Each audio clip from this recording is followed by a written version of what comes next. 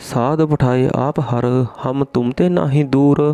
नानक भ्रम भै मिट गए रमन राम भरपूर। ਤ੍ਰਿਸ਼ਟ ਬੁੱਧੀ ਨੇ ਹੰਕਾਰ, ਈਰਖਾ ਅਤੇ ਲਾਲਚ ਕੀਤਾ। ਇਹ ਤਿੰਨੇ ਰੋਗ ਭੈੜੇ ਹੁੰਦੇ ਹਨ। ਪ੍ਰਭੂ ਨੇ ਉਸ ਦੇ ਇਹਨਾਂ ਰੋਗਾਂ ਨੂੰ ਖੰਡਨ ਕਰਨ ਵਾਸਤੇ ਤੇ ਮਾਸੂਮ ਚੰਦਰਹਾਸ ਨੂੰ ਪ੍ਰਤਾਪੀ ਰਾਜਾ ਬਣਾਉਣ ਵਾਸਤੇ ਇਹ ਸਾਰੀ ਖੇਡ ਰਚਾਈ ਸੀ। ਪ੍ਰਭੂ ਨੇ ਦਇਆ ਕਰਕੇ ਰਾਜੇ ਕੁਲਿੰਦਕ ਨੂੰ ਉੱਧਰ ਲੈ ਆਂਦਾ। ਰਾਜਾ ਕੁਲਿੰਦਕ ਚੰਦਨਪੁਰ ਦਾ ਰਾਜਾ ਸੀ। ਇਹ ਬਹੁਤ ਨੇਕ ਤੇ ਨਿਆਂਕਾਰੀ ਰਾਜਾ ਸੀ, ਪਰ ਇਸ ਦੇ ਘਰ ਕੋਈ ਪੁੱਤਰ ਨਹੀਂ ਸੀ। ਇਹ ਰੋਜ਼ ਸ਼ਿਕਾਰ ਖੇਡਿਆ ਕਰਦਾ ਸੀ। ਸ਼ਿਕਾਰ ਖੇਡਦਾ ਖੇਡਦਾ ਜੰਗਲ ਦੇ ਉਸ ਹਿੱਸੇ ਵਿੱਚ ਪਹੁੰਚ ਗਿਆ ਜਿੱਥੇ ਚੰਦਰਹਾਸ ਪ੍ਰਭੂ ਦੇ ਗੁਣ ਗਾਈ ਜਾਂਦਾ ਸੀ। ਹਰੇ ਕੀਰਤਨ ਦੀ ਧੁਨੀ ਸੁਣ ਕੇ ਰਾਜਾ ਇਸ ਤਰ੍ਹਾਂ ਖਿੱਚਿਆ ਗਿਆ ਜਿਵੇਂ ਰਾਗ ਦੀ ਮਧੁਰ ਸੁਰ ਉੱਤੇ ਮਸਤ ਹੋ ਕੇ ਹਿਰਨ ਖਿੱਚਿਆ ਆਉਂਦਾ ਹੈ। ਘੋੜੇ ਤੋਂ ਉਤਰਿਆ, ਦੋਵੇਂ ਹੱਥ ਜੋੜੇ, ਉਸ ਨੂੰ ਜਾਪਿਆ ਜਿਵੇਂ ਪ੍ਰਤੱਖ ਭਗਵਾਨ ਆਪਣੀ ਮੌਜ ਵਿੱਚ ਬੈਠਾ ਹੋਵੇ। ਰਾਜੇ ਨੂੰ ਦੇਖ ਕੇ ਚੰਦਰਹਾਸ ਨੇ ਕੀਰਤਨ ਕਰਨਾ ਬੰਦ ਕਰ ਦਿੱਤਾ ਤੇ ਨੈਣ ਭਰ ਕੇ ਰਾਜੇ ਵੱਲ ਤੱਕਿਆ। ਉਹ ਤੱਕਣਾ ਕੀ ਸੀ, ਜਨਮ ਜਨਮਾਂਤਰਾਂ ਦੀ ਪ੍ਰੀਤ ਜਾਗ ਉੱਠੀ। ਰਾਜੇ ਨੇ ਘੁੱਟ ਕੇ ਜੱਫੀ ਪਾ ਲਈ। ਪੁੱਤਰ, ਤੂੰ ਇੱਥੇ ਕਿਉਂ ਬੈਠਾ ਹੈ? ਚੱਲ ਘਰ ਨੂੰ। ਸੁੱਤੇ ਸਿੱਧ ਹੀ ਰਾਜੇ ਦੀ ਜ਼ੁਬਾਨੋਂ ਨਿਕਲ ਗਿਆ। ਬਾਲਕ ਦੀ ਸੁੰਦਰ ਮੂਰਤੀ ਉਹਦੇ ਹਿਰਦੇ ਮੰਦਰ ਵਿੱਚ ਵਸ ਗਈ। ਰਾਜੇ ਨੇ ਉਸ ਨੂੰ ਨਾ ਪਤਾ ਤੇ ਮਾਂ-ਬਾਪ ਬਾਰੇ ਕੁਝ ਨਹੀਂ ਪੁੱਛਿਆ। ਘੋੜੇ 'ਤੇ ਬਿਠਾ ਕੇ ਘਰ ਲੈ ਗਿਆ। ਉਸ ਦੀ ਰਾਣੀ ਮਨਮੋਹਣਾ ਬਾਲਕ ਦੇਖ ਕੇ ਬਹੁਤ ਖੁਸ਼ ਹੋਈ।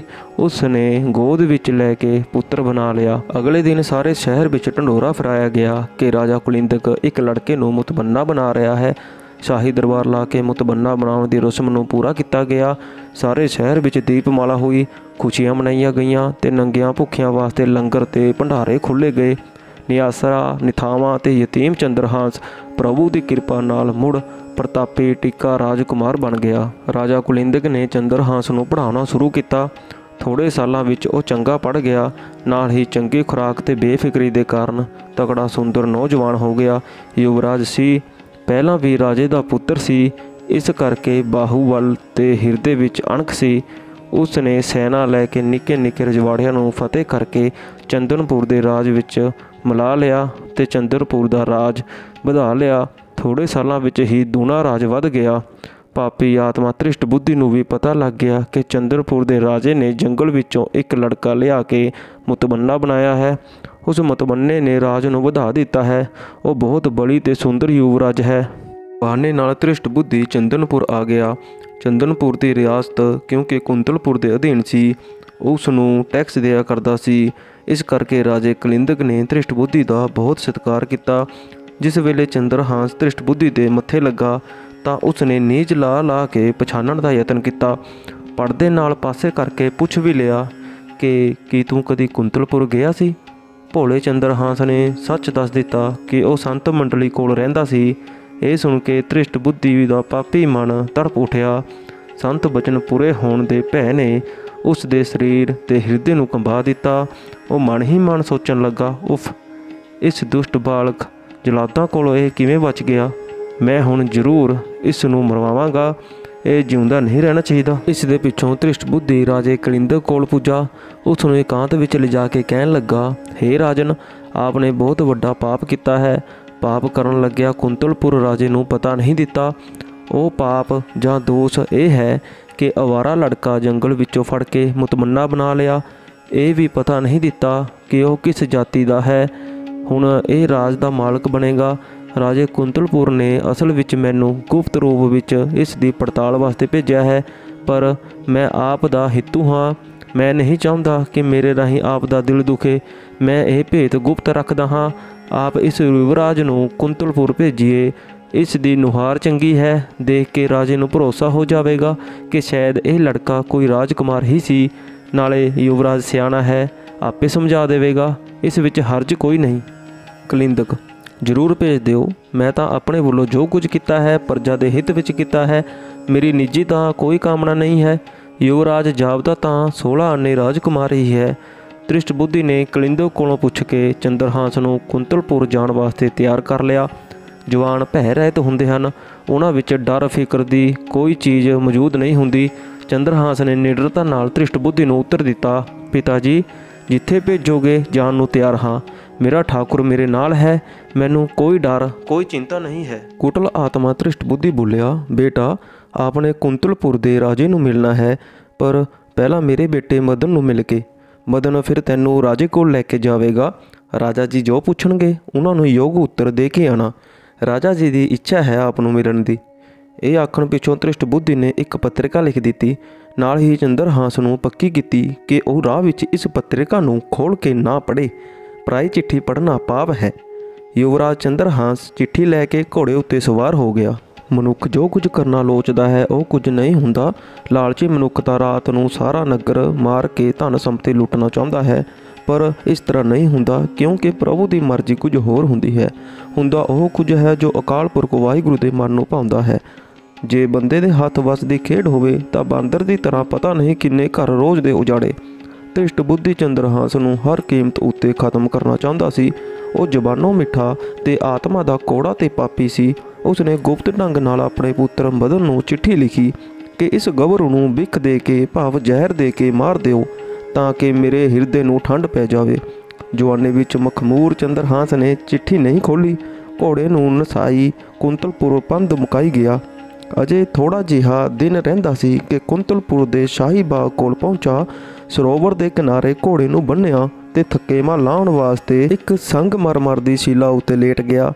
ਰਾਹ ਦਾ ਥਕੇਮਾ ਸੀ, ਨੀਂਦ ਆ ਗਈ, ਘੂਕ ਸੌਂ ਗਿਆ। ਉਧਰ ਰਾਜੇ ਦੀ ਲੜਕੀ ਚੰਪਕ ਮਾਲਣੀ ਤੇ ਵਜ਼ੀਰ ਧ੍ਰਿਸ਼ਟ ਬੁੱਧੀ ਦੀ ਲੜਕੀ ਬਿਖਿਆ ਦੋਨੋਂ ਸਖੀਆਂ ਸਨ।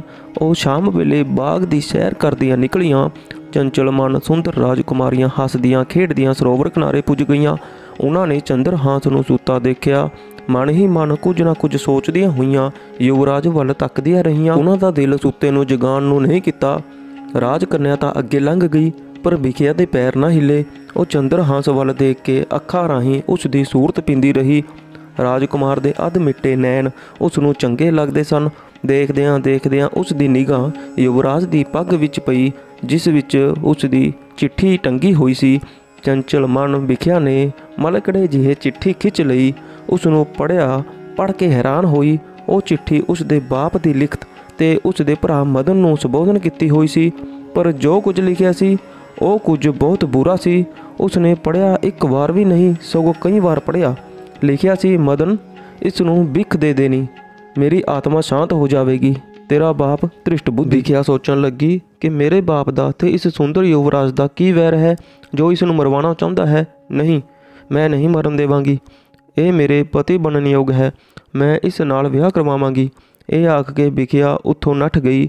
ਚਿੱਠੀ ਨੂੰ ਲੈ ਕੇ ਉਸਨੇ ਆਪਣੀ ਅੰਗੀ ਵਿੱਚ ਲੁਕੋ ਲਿਆ। ਕਾਲੀ ਕਾਲੀ ਘਰ ਪੁੱਜੀ। ਕਲਮ ਦਵੈਤ ਲੈ ਕੇ ਚਿੱਠੀ ਦਾ ਸੁਧਾਰ ਕੀਤਾ। ਜਿੱਥੇ ਬਿਖ ਸੀ ਉਸ ਨੂੰ ਕਰ ਦਿੱਤਾ ਬਿਖਿਆ। ਬਿਖ ਦੇ ਅਰਥ ਜ਼ਹਿਰ ਸੀ, ਹੁਣ ਕਰ ਦਿੱਤਾ ਬਿਖਿਆ ਲੜਕੀ। ਚਿੱਠੀ ਨੂੰ ਠੀਕ ਕਰਕੇ ਪਲਾਂ ਵਿੱਚ ਹੀ ਉਹ ਟਿਕਾਣੇ 'ਤੇ ਪੁੱਜੀ ਜਿੱਥੇ ਚੰਦਰਹਾਸ ਸੁੱਤਾ ਸੀ। ਪੱਗ ਵਿੱਚ ਉਹ ਚਿੱਠੀ ਟੰਗ ਦਿੱਤੀ। ਚਿੱਠੀ ਮੁੜ ਟੰਗ ਕੇ ਉਹ ਕਦਮ ਪਿੱਛੇ ਪੁੱਟਣ ਹੀ ਲੱਗੀ ਸੀ ਕਿ ਯੁਵਰਾਜ ਚੰਦਰਹਾਸ ਦੇ ਨੈਣ ਖੁੱਲ੍ਹ ਗਏ। ਉਸਨੇ ਬਿਖਿਆ ਨੂੰ ਦੇਖ ਲਿਆ। ਦੇਖਦੇ ਸਾਰ ਹੀ ਉੱਠ ਕੇ ਬੈਠ ਗਿਆ। ਨਿਗਾਹ ਭਰ ਕੇ ਤੱਕਿਆ। ਉਹ ਤੱਕਣੇ ਕੀ ਸੀ? ਅਸਲੀ ਪਿਆਰ ਦੀ ਗੰਢ ਸੀ। ਮੈਂ ਪੁੱਛ ਸਕਦੀ ਹਾਂ ਕਿ ਰਾਜਕੁਮਾਰ ਕਿੱਥੋਂ ਆਏ ਨੇ? ਬਿਖਿਆ ਨੇ ਸ਼ਰਮਾਂਦੇ ਨੈਣਾ ਤੇ ਛਰਛਾਂਦੇ ਬੁੱਲ੍ਹਾਂ ਨੂੰ ਹੇਠਾਂ ਨੱਪਦਿਆਂ ਹੋਇਆ ਪੁੱਛਿਆ। ਚੰਦਨਪੁਰ ਤੋਂ ਆਇਆ ਹਾਂ। ਇੱਥੋਂ ਦੇ ਵਜ਼ੀਰ ਦੇ ਲੜਕੇ ਮਦਨ ਨੂੰ ਮਿਲਣਾ ਹੈ। ਚੰਦਨਪੁਰ ਰਾਜ ਦਾ ਯੁਵਰਾਜ ਹਾਂ ਤੇ ਆਪ। ਚੰਦਰਹਾਸ ਨੇ ਉੱਤਰ ਵੀ ਦਿੱਤਾ ਤੇ ਸਵਾਲ ਵੀ ਕੀਤਾ। ਮਦਨ ਦੀ ਭੈਣ ਬਿਖਿਆ। ਇਹ ਆਖ ਕੇ ਬਿਖਿਆ ਉੱਥੋਂ ਦੌੜ ਗਈ। ਚੰਦਰਹਾਸ ਦੇਖਦਾ ਹੀ ਰਹਿ ਗਿਆ। ਚੰਦਰਹਾਸ ਉੱਠਿਆ, ਘੋੜੇ 'ਤੇ ਸਵਾਰ ਹੋਇਆ ਤੇ ਰਾਜ ਮਹਿਲ ਵਿੱਚ ਪੁੱਜ ਕੇ ਮਦਨ ਨੂੰ ਮਿਲਿਆ। ਮਦਨ ਨੂੰ ਜਦੋਂ ਚੰਦਰਹਾਸ ਨੇ ਚਿੱਠੀ ਦਿੱਤੀ ਤਾਂ ਮਦਨ ਨੂੰ ਖੁਸ਼ੀਆਂ ਚੜ੍ਹ ਗਈਆਂ। ਉਸਨੇ ਬਿਖਿਆ ਭੈਣ ਦੀ ਸ਼ਾਦੀ ਚੰਦਰਹਾਸ ਨਾਲ ਕਰਨ ਦੀ ਤਿਆਰੀ ਕੀਤੀ। ਉਸਨੇ ਰਾਤੋਂ ਰਾਤ ਸਾਰਾ ਪ੍ਰਬੰਧ ਕੀਤਾ ਤੇ ਦਿਨ ਚੜ੍ਹਦੇ ਨੂੰ ਚੰਦਰਹਾਸ ਤੇ ਬਿਖਿਆ ਦੀ ਸ਼ਾਦੀ ਹੋ ਗਈ। ਰਾਜ ਮਹਿਲ ਵਿੱਚ ਖੁਸ਼ੀਆਂ ਕਰਨ ਲੱਗੇ। ਹੋਣੀ ਨੇ ਕੁਝ ਨਾ ਕੁਝ ਕਰ ਦਿੱਤਾ। ਮਰਨ ਆਇਆ ਚੰਦਰਹਾਸ ਵਿਆਹਿਆ ਗਿਆ। ਤੀਸਰੇ ਦਿਨ ਪਿੱਛੋਂ ਧ੍ਰਿਸ਼ਟ ਬੁੱਧੀ ਕੁੰਤਲਪੁਰ ਆ ਗਿਆ। ਅਜੇ ਉਹ ਸ਼ਹਿਰੋਂ ਬਾਹਰ ਹੀ ਸੀ ਕਿ ਲੋਕਾਂ ਨੇ ਵਧਾਈਆਂ ਦੇਣੀਆਂ ਸ਼ੁਰੂ ਕਰ ਦਿੱਤੀਆਂ ਕਿ ਆਪ ਦੀ ਸਬੂਤਰੀ ਦੀ ਸ਼ਾਦੀ ਹੋ ਗਈ ਹੈ ਤੇ ਆਪ ਨਾ ਪਹੁੰਚੇ। ਵਰ ਬਹੁਤ ਚੰਗਾ ਹੈ। ਜਦੋਂ ਘਰ ਪੁੱਜਾ ਤਾਂ ਚੰਦਰਹਾਸ ਨੂੰ ਘਰ ਦਾ ਮਾਲਕ ਬਣਿਆ ਹੋਇਆ ਦੇਖਿਆ। ਰੰਗੀਲੇ ਪਲੰਘ ਉੱਤੇ ਮਖਮਲੀ ਬਿਸਤਰੇ ਉੱਤੇ ਬੈਠਾ ਬਿਖਿਆ ਨਾਲ ਕਲੋਲ ਕਰ ਰਿਹਾ ਸੀ।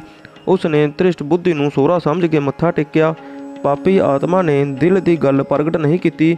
ਕਿਸੇ ਘਰ ਵਾਲੇ ਨੂੰ ਮਾੜਾ ਚੰਗਾ ਕੁਝ ਨਹੀਂ ਕਿਹਾ, ਪਰ ਚੰਦਰਹਾਸ ਦੇ ਮਾਰਨ ਦੀ ਵਿਉਂਤ ਜ਼ਰੂਰ ਸੋਚ ਲਈ। ਇਹ ਵੀ ਨਾ ਸੋਚਿਆ ਕਿ ਮੇਰੀ ਧੀ ਰੰਡੀ ਹੋ ਜਾਵੇਗੀ। ਉਸ ਦੇ ਸਿਰ ਰਾਜਾ ਬਣਨ ਦਾ ਭੂਤ ਸਵਾਰ ਹੋਇਆ ਸੀ। ਸੰਤਾਂ ਦੇ ਬਚਨ ਉਸ ਦੇ ਕੰਨਾਂ ਵਿੱਚ ਗੂੰਜ ਰਹੇ ਸਨ। ਉਸ ਦਾ ਜਵਾਈ ਤਾਂ ਬਣ ਗਿਆ, ਹੁਣ ਤਾਂ ਰਾਜ ਤਿਲਕ ਦੀ ਹੀ ਢਿੱਲ ਸੀ। ਧ੍ਰਿਸ਼ਟ ਬੁੱਧੀ ਜਲਾਦਾ ਕੋਲ ਗਿਆ। ਉਹਨਾਂ ਨੂੰ ਕਿਹਾ ਕਿ 1000 ਮੋਹਰ ਇਨਾਮ ਵਿੱਚ ਦੇਵਾਂਗਾ ਜੇ ਇੱਕ ਆਦਮੀ ਨੂੰ ਕਤਲ ਕਰ ਦਿਓ।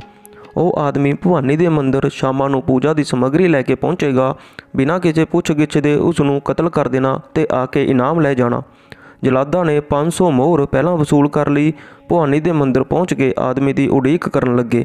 ਦੂਜੇ ਪਾਸੇ ਧ੍ਰਿਸ਼ਟ ਬੁੱਧੀ ਚੰਦਰਹਾਸ ਨੂੰ ਆਖਣ ਲੱਗਾ, ਪੁੱਤਰ, ਸਾਡੀ ਰੀਤ ਹੈ ਸਾਡਾ ਜਵਾਈ ਇਕੱਲਾ ਸ਼ਾਮ ਨੂੰ ਭਵਾਨੀ ਜੀ ਦੇ ਮੰਦਰ ਵਿੱਚ ਜਾ ਕੇ ਪੂਜਾ ਕਰੇ। ਪਹਾੜੀ ਤੇ ਜੰਗਲ ਵਿੱਚ ਮੰਦਰ ਹੈ, ਅੱਜ ਸਮੱਗਰੀ ਲੈ ਕੇ ਮੰਦਰ ਹੋ ਆਓ। ਚੰਦਰਹਾਸ ਨੇ ਕੋਈ ਸ਼ੱਕ ਨਾ ਕੀਤਾ। ਉਸਨੇ ਦੋਵੇਂ ਹੱਥ ਜੋੜ ਕੇ ਕਿਹਾ, ਸਤ ਬਚਨ ਜੀ, ਮੈਂ ਅੱਜ ਸ਼ਾਮ ਨੂੰ ਹੀ ਮੰਦਰ ਜਾਵਾਂਗਾ। ਚੰਦਰਹਾਸ ਨੇ ਧ੍ਰਿਸ਼ਟ ਬੁੱਧੀ ਦੇ ਬਚਨਾਂ ਨੂੰ ਵਿਖਿਆ ਅੱਗੇ ਵੀ ਪ੍ਰਗਟ ਨਹੀਂ ਕੀਤਾ। ਸਮੱਗਰੀ ਮੰਗਵਾ ਕੇ ਭਵਾਨੀ ਮੰਦਰ ਨੂੰ ਜਾਣ ਦੀ ਤਿਆਰੀ ਕਰਨ ਲੱਗਾ। ਸ਼ਾਮਾਂ ਪੈਣ ਵਿੱਚ ਥੋੜਾ ਜਿਹਾ ਵਕਤ ਸੀ ਕਿ ਰਾਜ ਮਹਿਲ ਵਿੱਚੋਂ ਤੁਰਿਆ। ਅਜੇ ਥੋੜੀ ਹੀ ਦੂਰ ਗਿਆ ਸੀ, ਉਸ ਦਾ ਸਾਲਾ ਮਦਨ ਆ ਗਿਆ। ਮਦਨ ਨੇ ਨੇੜੇ ਆ ਕੇ ਕਿਹਾ, ਭਾਈਆ ਜੀ, ਇਹ ਸਮੱਗਰੀ ਮੈਨੂੰ ਦੇ ਦਿਓ। ਮੈਂ ਭਵਾਨੀ ਜੀ ਦਾ ਮੰਦਰ ਹੋ ਆਉਂਦਾ ਹਾਂ ਤੇ ਤੁਹਾਨੂੰ ਰਾਜਾ ਸਾਹਿਬ ਜੀ ਬੁਲਾਉਂਦੇ ਹਨ। ਇਸ ਵੇਲੇ ਉਹਨਾਂ ਕੋਲ ਪਹੁੰਚ ਜਾਵੋ। ਉਹ ਆਪ ਨੂੰ ਬੈਠੇ ਉਡੀਕ ਰਹੇ ਹਨ, ਕੋਈ ਜ਼ਰੂਰੀ ਕੰਮ ਹੈ। ਇਹ ਆ ਕੇ ਮਦਨ ਨੇ ਚੰਦਰਹਾਸ ਕੋਲੋਂ ਸਮੱਗਰੀ ਫੜ ਲਈ ਤੇ ਚੰਦਰਹਾਸ ਨੂੰ ਰਾਜ ਮਹਿਲ ਵੱਲ ਤੋੜ ਦਿੱਤਾ। ਮਦਨ ਭਵਾਨੀ ਜੀ ਦੇ ਮੰਦਰ ਪੁੱਜਾ। ਦੇਵੀ ਦੇ ਚਰਨਾਂ ਵਿੱਚ ਸਮੱਗਰੀ ਚੜਾਉਣ ਲੱਗਾ ਤਾਂ ਲੁਕੇ ਹੋਏ ਜਲਾਦਾਂ ਨੇ ਛੇਤੀ ਨਾਲ ਨਿਕਲ ਕੇ ਉਸ ਦਾ ਸਿਰ ਵੱਢ ਸੁੱਟਿਆ। ਧੜ ਦੇ 4 ਟੁਕੜੇ ਕਰ ਦਿੱਤੇ। ਟੁਕੜਿਆਂ ਨੂੰ ਮੰਦਰ ਤੋਂ ਬਾਹਰ ਸੁੱਟ ਦਿੱਤਾ। ਜਲਾਦ ਸ਼ਹਿਰ ਵੱਲ ਤੁਰ ਪਏ। ਉਹਨਾਂ ਨੂੰ ਖੁਸ਼ੀ ਸੀ ਕਿ ਧ੍ਰਿਸ਼ਟ ਬੁੱਧੀ ਕੋਲ ਰਹਿੰਦੀਆਂ 500 ਮੋਹਰਾਂ ਵੀ ਇਨਾਮ ਵਜੋਂ ਵਸੂਲ ਕਰਨਗੇ। ਭਾਗਾਂ ਦੀ ਖੇਡ। ਵਜ਼ੀਰ ਜਿਉਂ-ਜਿਉਂ ਚੰਦਰਹਾਸ ਨਾਲ ਗੁਪਤ ਢੰਗ ਨਾਲ ਦੁਸ਼ਮਣੀ ਕਰੀ ਜਾਂਦਾ ਸੀ, ਤਿਉਂ-ਤਿਉਂ ਚੰਦਰਹਾਸ ਦੀ ਕਿਸਮਤ ਦਾ ਸਿਤਾਰਾ ਚਮਕਦਾ ਜਾਂਦਾ ਸੀ। ਚੰਦਰਹਾਸ ਰਾਜੇ ਕੋਲ ਪੁੱਜਾ। ਰਾਜੇ ਨੇ ਪਿਆਰ ਤੇ ਹਲੀਮੀ ਨਾਲ ਆਖਿਆ, ਪੁੱਤਰ ਚੰਦਰਹਾਸ, ਮੈਨੂੰ ਬਹੁਤ ਖੁਸ਼ੀ ਹੋਈ ਹੈ ਕਿ ਭਗਵਾਨ ਨੇ ਆਪਣੇ ਆਪ ਹੀ ਤੈਨੂੰ ਸਾਡੇ ਕੋਲ ਭੇਜ ਦਿੱਤਾ ਹੈ। ਮੇਰੀ ਬੇਟੀ ਜਵਾਨ ਤੇ ਮੁਟਿਆਰ ਹੈ। ਮੈਨੂੰ ਰਾਤ ਦਿਨੇ ਚਿੰਤਾ ਸੀ ਕਿ ਇਸ ਵਾਸਤੇ ਕੋਈ ਯੋਗ ਵਰ ਟੋਲਾਂ। ਭਗਵਾਨ ਜੀ ਦੀ ਕਿਰਪਾ ਨਾਲ ਆਪ ਰਿਆਸਤ ਵਿੱਚ ਆ ਗਏ। ਮੈਂ ਪੰਡਤ ਜੀ ਨੂੰ ਬੁਲਾਇਆ ਹੈ। ਵਜ਼ੀਰ ਸਾਹਿਬ ਵੀ ਆ ਰਹੇ ਹਨ। ਰਾਜਕੁਮਾਰੀ ਨਾਲ ਆਪ ਦਾ ਵਿਆਹ ਕੀਤਾ ਜਾਂਦਾ ਹੈ। ਮੈਂ ਕਿਉਂਕਿ ਬੁੱਢਾ ਹੋ ਗਿਆ ਹਾਂ, ਰਾਜ ਕਾਜ ਮੈਥੋਂ ਨਹੀਂ ਹੁੰਦਾ। ਹੁਣ ਮੈਂ ਸੰਨਿਆਸ ਨੂੰ ਧਾਰਨ ਕਰਾਂਗਾ। ਇਸ ਵਾਸਤੇ ਰਾਜ ਤਿਲਕ ਵੀ ਆਪ ਨੂੰ ਹੀ ਦਿੱਤਾ ਜਾਵੇਗਾ। ਸਵੇਰ ਤੋਂ ਤੁਸੀਂ ਰਾਜ ਦੇ ਮਾਲਕ ਹੋਵੋਗੇ। ਇਉਂ ਰਾਜਾ ਕਹਿ ਹੀ ਰਿਹਾ ਸੀ ਕਿ ਰਾਜੇ ਦਾ ਗੁਰੂ ਆ ਗਿਆ।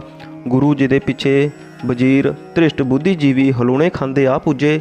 ਚੰਦਰਹਾਸ ਨੂੰ ਰਾਜੇ ਦੇ ਗੋਡੇ ਕੋਲ ਬੈਠਾ ਦੇਖ ਕੇ ਹੈਰਾਨ ਹੋ ਗਿਆ। ਉਸ ਦੇ ਪੈਰਾਂ ਹੇਠੋਂ ਮਿੱਟੀ ਨਿਕਲ ਗਈ। ਇਹ ਕੀ ਬਣਿਆ? ਮੈਂ ਤਾਂ ਇਸ ਨੂੰ ਭਵਾਨੀ ਜੀ ਦੇ ਮੰਦਰ ਭੇਜਿਆ ਸੀ। ਮਦਨ ਨੂੰ ਦਰਬਾਰ ਵਿੱਚ ਨਾ ਦੇਖ ਕੇ ਪਾਪੀ ਦੇ ਮਨ ਨੂੰ ਧੱਕਾ ਲੱਗਾ। ਉਸ ਨੇ ਚੰਦਰਹਾਸ ਨੂੰ ਪੁੱਛਿਆ, ਬੇਟਾ, ਮਦਨ ਕਿੱਥੇ ਹੈ? ਮਦਨ ਤਾਂ ਜੀ ਭਵਾਨੀ ਜੀ ਦੇ ਮੰਦਰ ਗਿਆ ਹੈ ਸਮੱਗਰੀ ਲੈ ਕੇ। ਉਸ ਨੇ ਮੈਨੂੰ ਇੱਧਰ ਭੇਜ ਦਿੱਤਾ ਹੈ ਤੇ ਆਪ ਚਲੇ ਗਿਆ। ਚੰਦਰਹਾਸ ਦਾ ਉੱਤਰ ਸੀ। ਭਵਾਨੀ ਮੰਦਰ ਮਦਨ?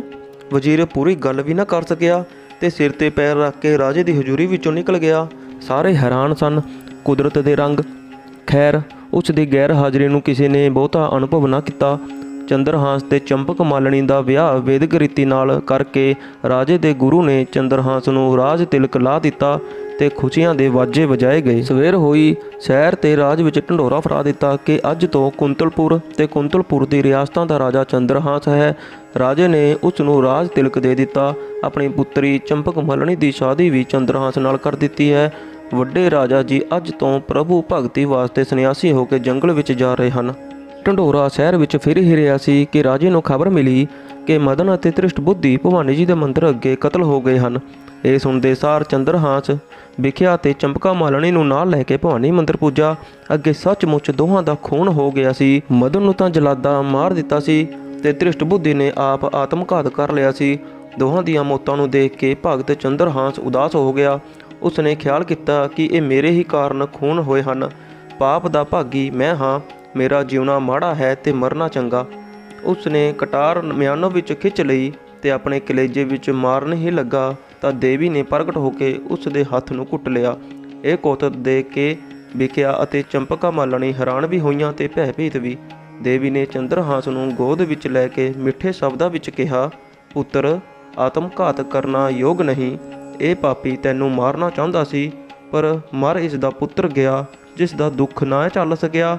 ਤੇ ਇਸ ਨੇ ਆਤਮਘਾਤ ਕਰ ਲਿਆ ਹੈ। ਜਾ ਸ਼ਾਂਤੀ ਨਾਲ ਰਾਜ ਕਰ, ਚੰਦਨਪੁਰ, ਕੁੰਤਲਪੁਰ ਤੇ ਕੇਰਲ ਦਾ ਰਾਜ ਤੈਨੂੰ ਬਖਸ਼ਿਆ। ਤੂੰ ਮੇਰਾ ਭਗਤ ਹੈ, ਹੋਰ ਕੋਈ ਵਰ ਮੰਗਣਾ ਹੈ ਤਾਂ ਮੰਗ ਲੈ। ਜਗਦੰਬਾ ਦੇਵੀ ਦੇ ਇਹ ਬਚਨ ਸੁਣ ਕੇ ਚੰਦਰਹਾਸ ਖੁਸ਼ ਹੋ ਗਿਆ। ਉਸਨੇ ਸੋਚ ਸਮਝ ਕੇ 2 ਵਰ ਮੰਗੇ। ਪਹਿਲਾ ਵਰ ਸੀ ਕਿ ਹੇ ਮਾਤਾ, ਮੈਨੂੰ ਇੱਕ ਵਰ ਦੇ ਕਿ ਮੈਂ ਤੇਰਾ ਭਗਤ ਰਹਾਂ, ਰਾਜ ਬਲ ਪਾ ਕੇ ਹੰਕਾਰ ਨਾ ਆਵੇ, ਮਨੁੱਖ ਮਾਤਰ ਦੀ ਸੇਵਾ ਕਰਾਂ ਤੇ ਪ੍ਰਭੂ ਦੀ ਭਗਤੀ ਕਰਾਂ, ਤੇਰੇ ਭਜਨ ਗਾਉਂਦਾ ਰਹਾਂ। ਤੇ ਦੂਜਾ ਵਰ ਸੀ, ਹੇ ਮਾਤਾ, ਮੇਰੇ ਸਹੁਰੇ ਤੇ ਸਾਲੇ ਨੂੰ ਜਿਉਂਦਾ ਤਿਉਂ ਹੀ ਕਰਦੇ। ਇਹਨਾਂ ਦੀ ਗੁਪਤ ਈਰਖਾ ਦਾ ਮੈਨੂੰ ਕੋਈ ਰੰਜ ਨਹੀਂ, ਫਿਰ ਵੀ ਮੇਰੇ ਪੂਜਨਿਕ ਸਾਕ ਹਨ, ਮੇਰੇ ਪਿਤਾ ਤੇ ਭਰਾ ਸਮਾਨ ਹਨ। ਇਹਨਾਂ ਦਾ ਵਿਛੋੜਾ ਮੈਂ ਝੱਲ ਨਹੀਂ ਸਕਦਾ, ਇਹ ਮੇਰੇ ਤੇ ਦਇਆ ਕਰੋ। ਹੇ ਮਾਤਾ, ਬਾਲਕ ਤੇਰੇ ਕੋਲੋਂ ਇਹ ਵਰ ਮੰਗਦਾ ਹੈ। ਅੱਛਾ ਬੇਟਾ, ਇਸ ਤਰ੍ਹਾਂ ਹੀ ਹੋਵੇਗਾ, ਜਾ ਤੇਰੀ ਮੁਰਾਦ ਪੂਰੀ ਹੋਈ। ਇਹ ਆਖ ਕੇ ਜਗਦੰਬਾ ਦੇਵੀ ਅਲੋਪ ਹੋ ਗਈ। ਮਦਨ ਦੇ ਟੁਕੜੇ ਆਪਣੇ ਆਪ ਜੁੜ ਗਏ। ਮਦਨ ਤੇ ਧ੍ਰਿਸ਼ਟ ਬੁੱਧੀ ਮੁੜ ਜਿਉਂਦੇ ਹੋ ਗਏ। ਜਿਉਂਦੇ ਹੁੰਦੇ ਸਾਰ ਉਹਨਾਂ ਨੇ ਚੰਦਰਹਾਸ ਵਿਖਿਆ ਤੇ ਚੰਪਕ ਮਾਲਣੀ ਨੂੰ ਦੇਖਿਆ ਤਾਂ ਉਹਨਾਂ ਦੇ ਆਨੰਦ ਦੀ ਕੋਈ ਸੀਮਾ ਨਾ ਰਹੀ। ਸਾਰਿਆਂ ਨੂੰ ਵਾਰੀ-ਵਾਰੀ ਗਲੇ ਨਾਲ ਲਾਇਆ। ਧ੍ਰਿਸ਼ਟ ਬੁੱਧੀ ਨੇ ਚੰਦਰਹਾਸ ਕੋਲੋਂ ਖਿਮਾ ਮੰਗੀ। ਇਸ ਤਰ੍ਹਾਂ ਚੰਦਰਹਾਸ ਦੀ ਸਾਖੀ ਸੰਪੂਰਨ ਹੋਈ ਜੀ। ਅਗਲੀ ਸਾਖੀ ਅਗਲੇ ਅੰਕ ਵਿੱਚ ਲੈ ਕੇ ਮਿਲਾਂਗੇ। ਵਾਹਿਗੁਰੂ ਜੀ ਕਾ ਖਾਲਸਾ, ਵਾਹਿਗੁਰੂ ਜੀ ਕੀ ਫਤਿਹ।